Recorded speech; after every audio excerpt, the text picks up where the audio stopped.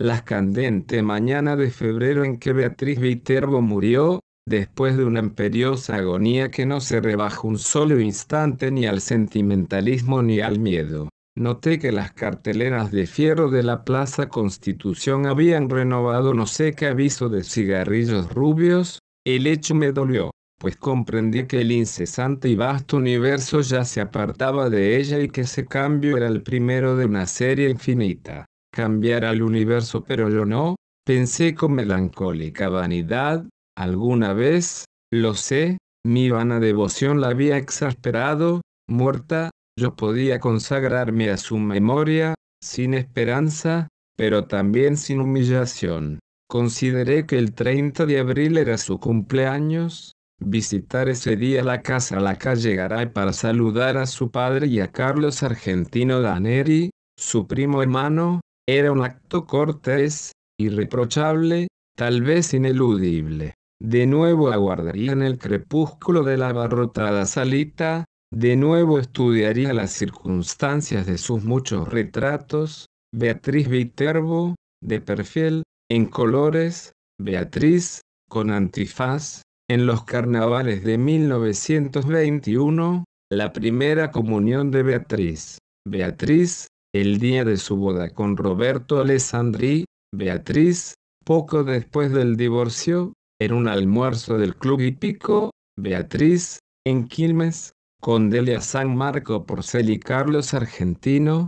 Beatriz, con el pequinés que le regaló Villegas a Edo. Beatriz, de frente y de tres cuartos, sonriendo, la mano en el mentón. No estaría obligado, como otras veces, a justificar mi presencia con módicas ofrendas de libros, libros cuyas páginas, finalmente, aprendí a cortar, para no comprobar, meses después, que estaban intactos. Beatriz Viterbo murió en 1929. Desde entonces no dejé pasar un 30 de abril sin volver a su casa. Yo solía llegar a las 7:15 y quedarme unos 25 minutos. Cada año aparecía un poco más tarde y me quedaba un rato más. En 1933, una lluvia torrencial me favoreció. Tuvieron que invitarme a comer. No desperdicié, como es natural, ese buen precedente. En 1934, aparecí, ya dadas las 8 con un alfajor santafesino. Con toda naturalidad me quedé a comer. Así, en aniversarios melancólicos y vanamente eróticos, recibí gradualmente confidencias de Carlos Argentino Daneri y Beatriz era alta, frágil, muy ligeramente inclinada. Había en su andar, si el oxímoron es tolerable, una como graciosa torpeza, un principio de éxtasis. Carlos Argentino es rosado, considerable, canoso, de rasgos finos. Ejerce no sé qué cargo subalterno en una biblioteca ilegible de los arrabales del sur. Es autoritario, pero también es ineficaz. Aprovechaba, hasta hace muy poco, las noches y las fiestas para no salir de su casa. A 2 generaciones de distancia, la esencia italiana y la copiosa gesticulación italiana sobreviven en él. Su actividad mental es continua, apasionada, versátil y del todo insignificante. Abundan inservibles analogías y en ociosos escrúpulos.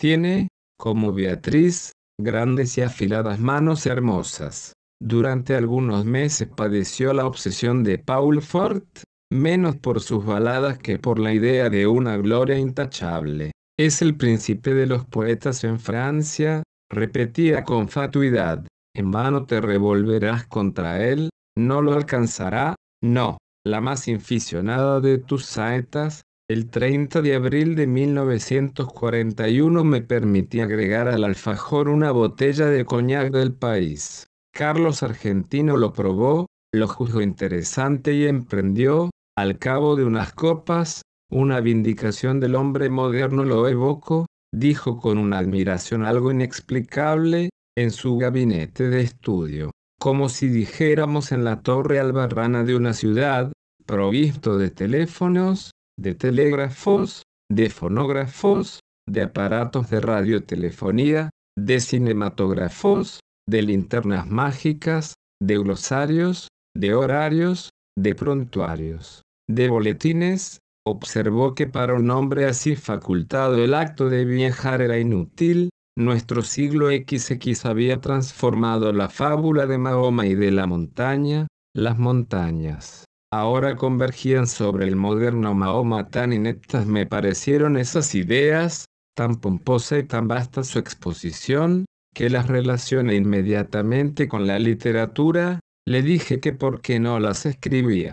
Previsiblemente respondió que ya lo había hecho. Esos conceptos, y otros no menos novedosos, figuraban en el canto augural, canto prologal o simplemente canto prólogo de un poema en el que trabajaba hacía muchos años, sin reclame, sin bullanga ensordecedora, siempre apoyado en esos dos báculos que se llaman el trabajo y la soledad. Primero abría las compuertas a la imaginación, luego hacía uso de la lima. El poema se titulaba La Tierra, tratábase de una descripción del planeta, en la que no faltaban, por cierto, la pintoresca digresión y el gallardo apóstrofe. Le rogué que me leyera un pasaje, aunque fuera breve. Abrió un cajón del escritorio, sacó un alto legajo de hojas de bloque estampadas con el membrete de la biblioteca Juan Crisóstomo. La finura y leyó con sonora satisfacción. He visto,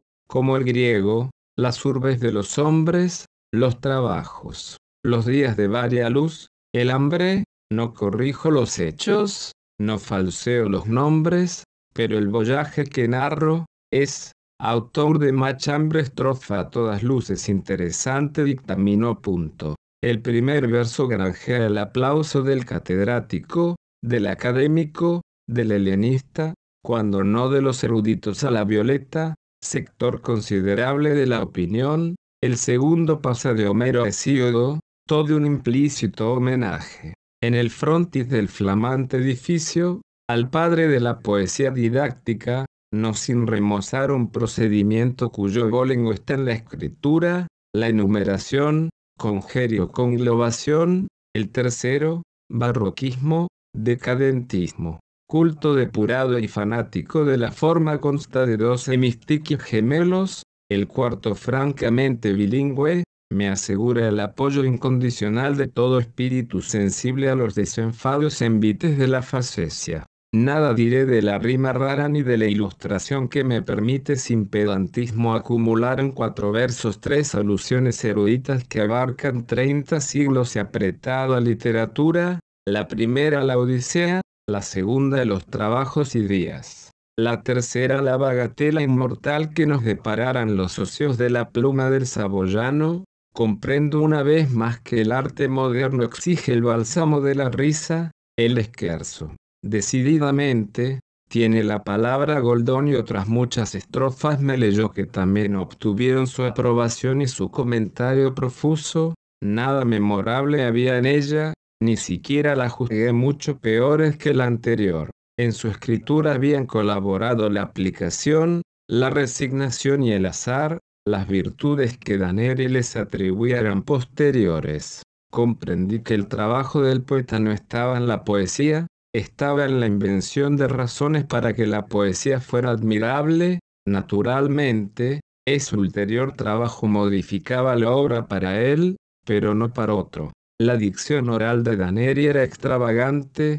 su torpeza métrica le vedó, salvo contadas veces, transmitir esa extravagancia al poema. Una sola vez en mi vida he tenido la ocasión de examinar los 15.000 dodecasílabos del Paul Jolyon, esa epopeya topográfica en la que Michael Drayton registró la fauna, la flora, la hidrografía, la orografía, la historia militar y monástica de Inglaterra. Estoy seguro de que ese producto considerable, pero limitado, es menos tedioso que la vasta empresa congénere de Carlos Argentino. Este se proponía versificar toda la redondez del planeta. En 1941 ya había despachado unas hectáreas del estado de Queensland, más de 1 kilómetro del curso del Obispo, un gasómetro al norte de Veracruz. Las principales casas de comercio de la parroquia de la Concepción, la quinta de Mariana Cambaceres de Alvear en la calle 11 de septiembre, en Belgrano, y un establecimiento de baños turcos no lejos del acreditado acuario de Brighton. Me leyó ciertos laboriosos pasajes de la zona australiana de su poema, esos largos e informes alejandrinos, sepan, a man derecha del poste rutinario, viniendo, claro está, desde el nor-noroeste, se aburre una osamenta, color blanquiceleste que da al corral de ovejas catadura de osario dos audacias gritó con exultación rescatadas, te oigo mascullar, por el éxito, lo admito, lo admito. Una, el epíteto rutinario, que certeramente denuncia, en passant, el inevitable tedio inherente a las faenas pastoriles y agrícolas, tedio que ni las geórgicas ni nuestro ya laureado don Segundo se atrevieron jamás a denunciar así, al rojo vivo. Otra, el enérgico prosaísmo se aburre una osamenta, que el melindroso querrá excomulgar con horror, pero que apreciará más que su vida el crítico de gusto viril. Todo el verso, por lo demás, es de muy subidos quilates. El segundo hemistiquio entabla animadísima charla con el lector, se adelanta a su viva curiosidad, le pone una pregunta en la boca y la satisface, al instante. ¿Y qué me dices de ese hallazgo blanquiceleste? El pintoresco neologismo sugiere el cielo, que es un factor importantísimo del paisaje australiano. Sin esa evocación resultarían demasiado sombrías las tintas del boceto y el lector se vería compelido a cerrar el volumen. Herida en lo más íntimo el alma de incurable y negra melancolía hacia la medianoche me despedí 2 domingos después, Daneri me llamó por teléfono, entiendo que por primera vez en la vida. Me propuso que nos reuniéramos a las 4, para tomar juntos la leche, en el contiguo salón bar que el progresismo de Zunino y de Zungri los propietarios de mi casa, recordarás inaugura en la esquina, confitería que te importará conocer. Acepté, con más resignación que entusiasmo. No fue difícil encontrar mesa, el salón bar, inexorablemente moderno, era apenas un poco menos atroz que mis previsiones. En las mesas vecinas el excitado público mencionaba las sumas invertidas sin regatear por Zunino y por Zungri. Carlos Argentino fingió asombrarse de no sé qué primores de la instalación de la luz, que, sin duda, ya conocía, y me dijo con cierta severidad, mal de tu grado habrás de reconocer que este local se parangona con los más encopetados de Flores. Me releyó, después, 4 o 5 páginas del poema. Las había corregido según un depravado principio de ostentación verbal, donde antes escribió a su lado, ahora abundaba en azulino, azulenco y hasta azulillo. La palabra lechoso no era bastante fea para él, en la impetuosa descripción de un lavadero de lanas, prefería lactario, lacticinoso, lactescente, lechal. Denostó con amargura a los críticos, luego, más benigno, los equiparó a esas personas, que no disponen de metales preciosos ni tampoco de prensas de vapor, laminadores y ácidos sulfúricos para la acuñación de tesoros, pero que pueden indicar a los otros el sitio de un tesoro. Acto continuo censuró la prologomanía, de la que ya hizo mofa, en la donosa prefación del Quijote, el príncipe de los ingenios. Admitió, sin embargo, que en la portada de la nueva obra convenía el prólogo vistoso, el espaldarazo firmado por el plumífero de Garra, de fuste. Agregó que pensaba publicar los cantos iniciales de su poema. Comprendí, entonces, la singular invitación telefónica. El hombre iba a pedirme que prologara su pedantesco fárrago. Mi temor resultó infundado. Carlos Argentino observó, con admiración rencorosa, que no creía errar el epíteto al calificar de sólido el prestigio logrado en todos los círculos por Álvaro Melián Lafinur, hombre de letras, que, si yo me empeñaba, prologaría con embeleso el poema. Para evitar el más imperdonable de los fracasos, Yo tenía que hacerme portavoz de dos méritos inconcusos, la perfección formal y el rigor científico, porque ese dilatado jardín de tropos, de figuras, de galanuras, no tolera un solo detalle que no confirme la severa verdad. Agregó que Beatriz siempre se había distraído con Álvaro. Asentí, profusamente asentí. Aclaré, para mayor verosimilitud, que no hablaría el lunes con Álvaro, sino el jueves, en la pequeña cena que suele coronar toda reunión del club de escritores. No hay tales cenas, pero es irrefutable que las reuniones tienen lugar los jueves. Hecho que Carlos Argentino Daneri podía comprobar en los diarios y que dotaba de cierta realidad a la frase, dije, entre adivinatorio y sagaz, que antes de abordar el tema del prólogo describiría el curioso plan de la obra. Nos despedimos. Al doblar por Bernardo de Irigoyen, encaré con toda imparcialidad los porvenires que me quedaban, a hablar con Álvaro y decirle que el primo hermano aquel de Beatriz, ese eufemismo explicativo me permitiría nombrarla. Había elaborado un poema que parecía dilatar hasta lo infinito las posibilidades de la cacofonía y del caos. B grande, no hablar con Álvaro. Preví, lúcidamente, que mi decida optaría por B grande a partir del viernes a primera hora. Empezó a inquietarme el teléfono.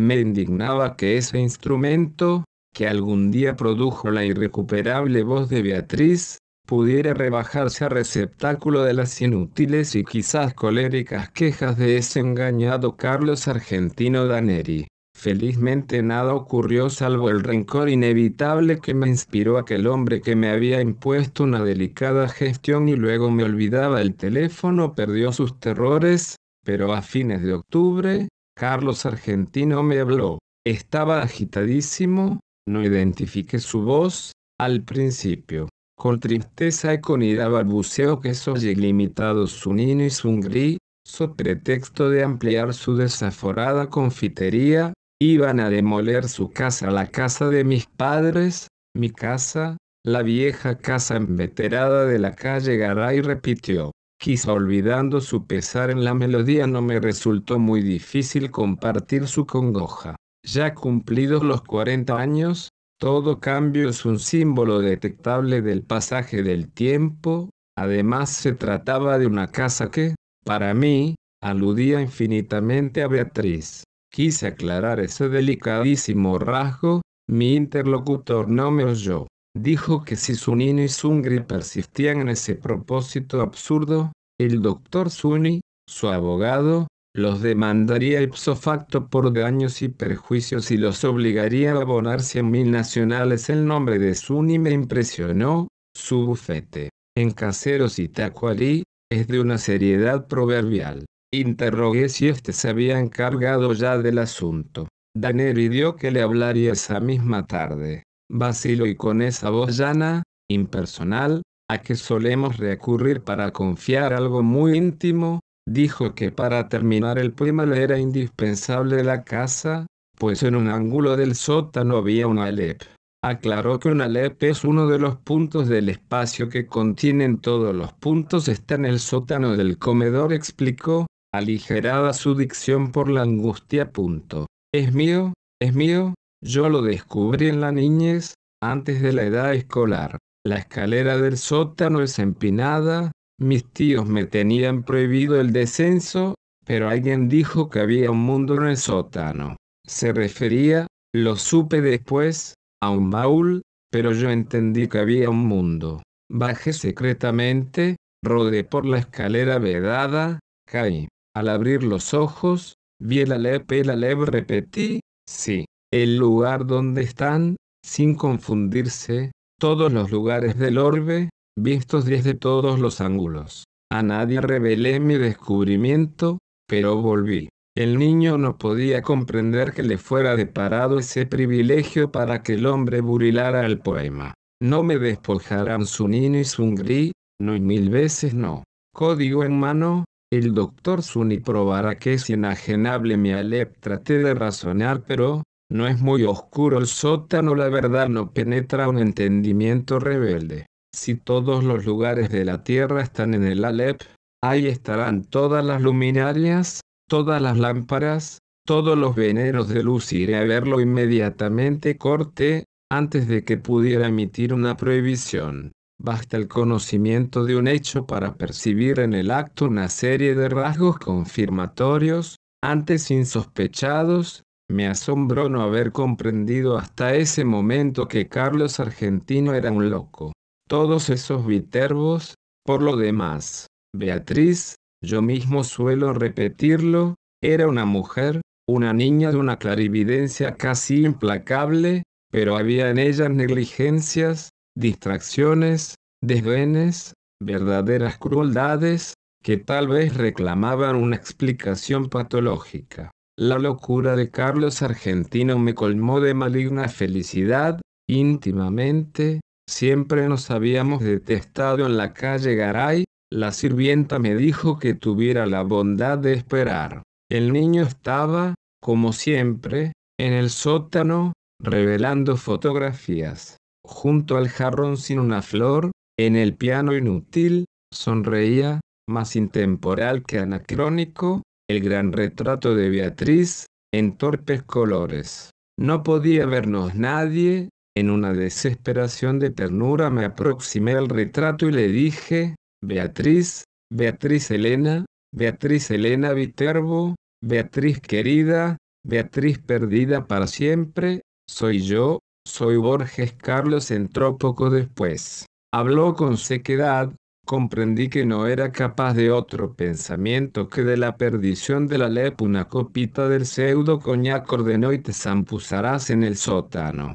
Ya sabes, el decúbito dorsal es indispensable. También lo son la oscuridad, la inmovilidad, cierta acomodación ocular. Te acuestas en el piso de la baldosa si fijas los ojos en el decimonono escalón de la pertinente escalera. Me voy. Bajo la trampa y te quedas solo. Algún roedor te mete miedo fácil en presa. A los pocos minutos ves el Aleph, el microcosmo de alquimistas y cabalistas, nuestro concreto amigo proverbial, el multumim parvo ya en el comedor, agregó, claro está que si no lo ves, tu incapacidad no invalida mi testimonio. Baja. Muy en breve podrás entablar un diálogo con todas las imágenes de Beatriz. Bajé con rapidez, harto de sus palabras insustanciales. El sótano, apenas más ancho que la escalera, tenía mucho de pozo. Con la mirada, busqué en vano el baúl de que Carlos Argentino me habló. Unos cajones con botellas y unas bolsas de lona entorpecían un ángulo. Carlos tomó una bolsa, la dobló y la acomodó en un sitio preciso. La almohada es humildosa, explicó, pero si la levanto un solo centímetro, no verás ni una pizca y te quedas corrido y avergonzado. Repantiga en el suelo ese corpachón y cuenta 19 escalones. Cumplí con su ridículo requisito. Al fin se fue. Cerró cautelosamente la trampa. La oscuridad, pese a una endija que después distinguí, pudo parecerme total. Súbitamente comprendí mi peligro. Me había dejado soterrar por un loco, luego de tomar un veneno. Las bravatas de Carlos transparentaban el íntimo terror de que yo no viera el prodigio. Carlos, para defender su delirio, para no saber que estaba loco, tenía que matarme. Sentí un confuso malestar, que traté de atribuir a la rigidez, y no a la operación de un narcótico. Cerré los ojos, los abrí. Entonces vi el Aleph arriba. Ahora, al inefable centro de mi relato, empieza aquí mi desesperación de escritor. Todo lenguaje es un alfabeto de símbolos cuyo ejercicio presupone un pasado que los interlocutores comparten. ¿Cómo transmitir a los otros el infinito Aleph, que mi temerosa memoria apenas abarca? Los místicos, en análogo trance, prodigan los emblemas para significar la divinidad. Un persa habla de un pájaro que de algún modo es todos los pájaros, Alanus de Insulis, de una esfera cuyo centro está en todas partes y la circunferencia en ninguna, Ezequiel, de un ángel de 4 caras que a un tiempo se dirige al oriente y al occidente, al norte y al sur, No en vano rememoro esas inconcebibles analogías. ¿Alguna relación tienen con el Aleph?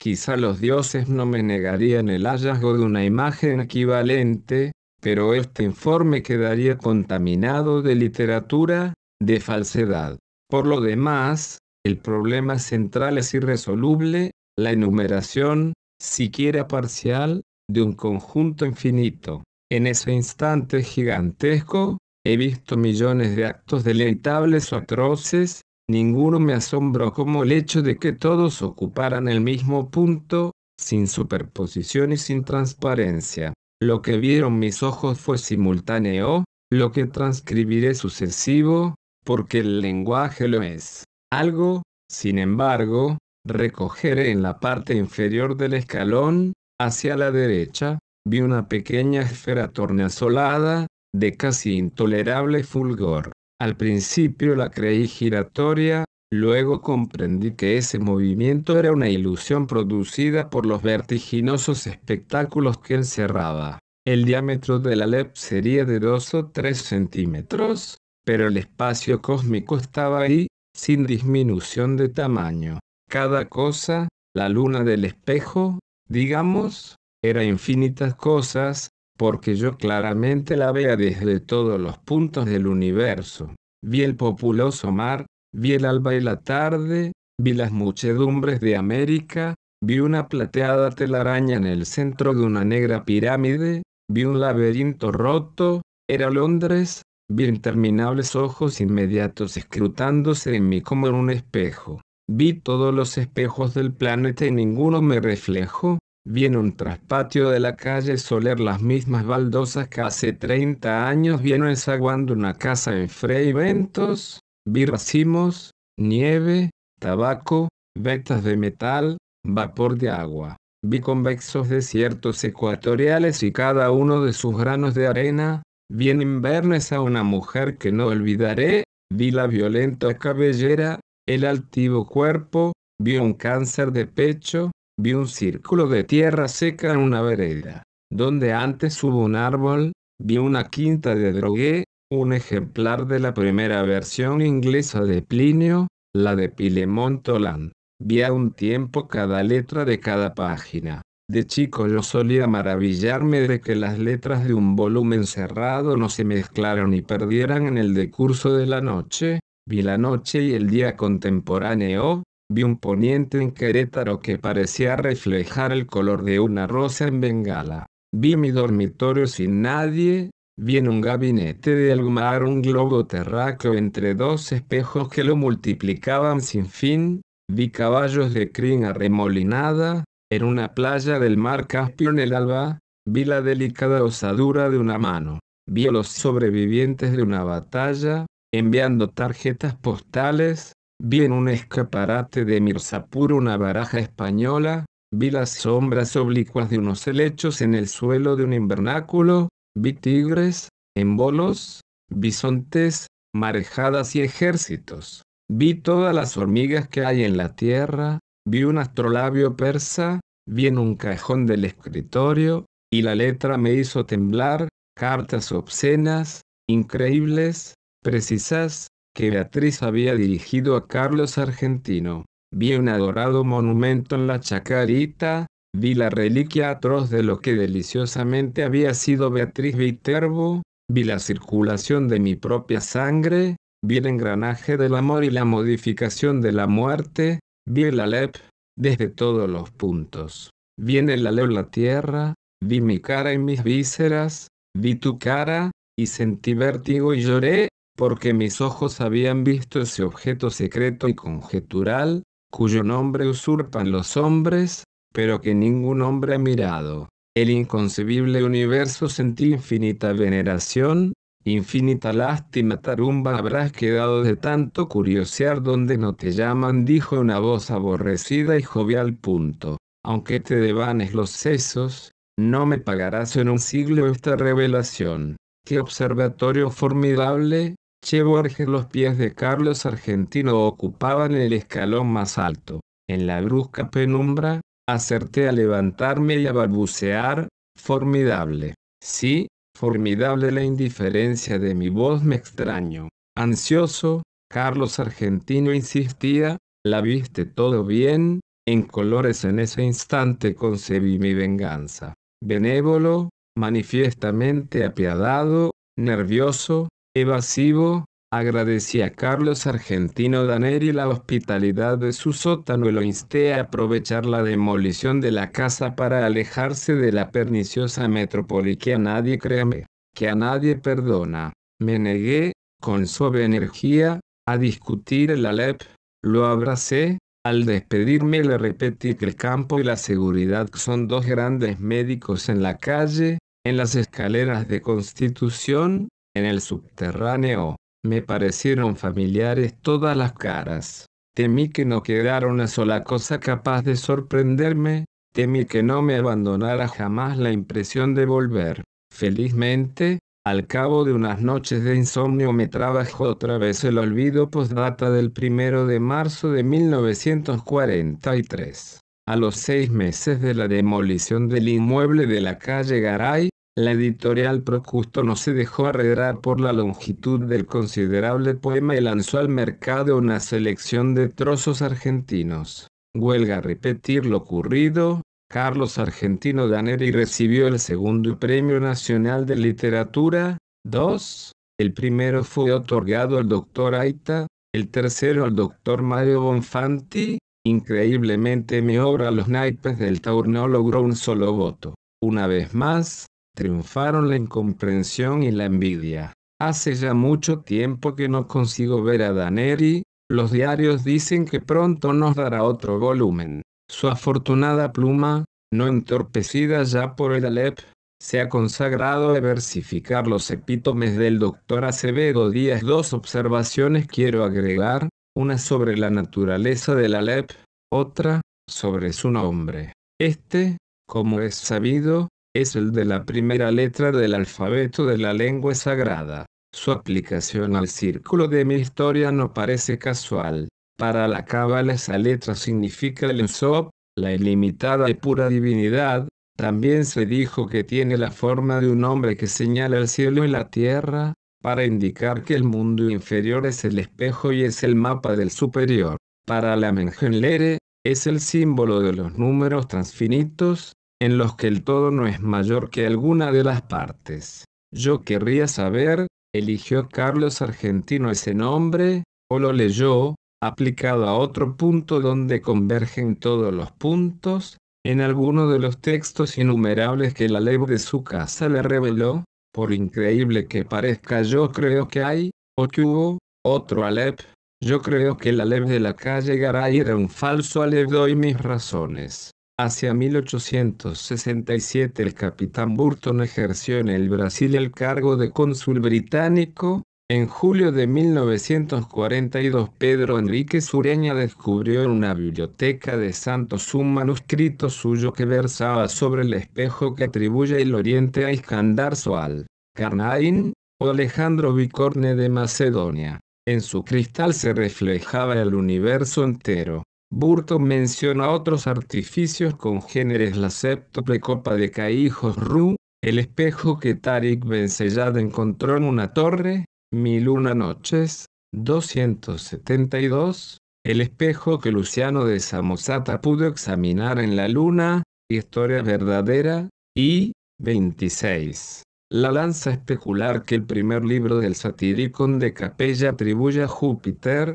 el espejo universal de Merlín, redondo y hueco y semejante a un mundo de vidrio, de Faeric N. 3, 2, 19, y añade estas curiosas palabras: pero los anteriores, además del defecto de no existir, son meros instrumentos de óptica. Los fieles que concurren a la mezquita de AMR, en el Cairo, saben muy bien que el universo está en el interior de una de las columnas de piedra que rodean el patio central. Nadie, claro está, puede verlo, pero quienes acercan el oído a la superficie declaran percibir, al poco tiempo, su atareado rumor. La mezquita data del siglo VII, las columnas proceden de otros templos de religiones anteislámicas. Pues como escrito a Ben Khaldún, en las repúblicas fundadas por nómadas, Es indispensable el concurso de forasteros para todo lo que sea albañilería.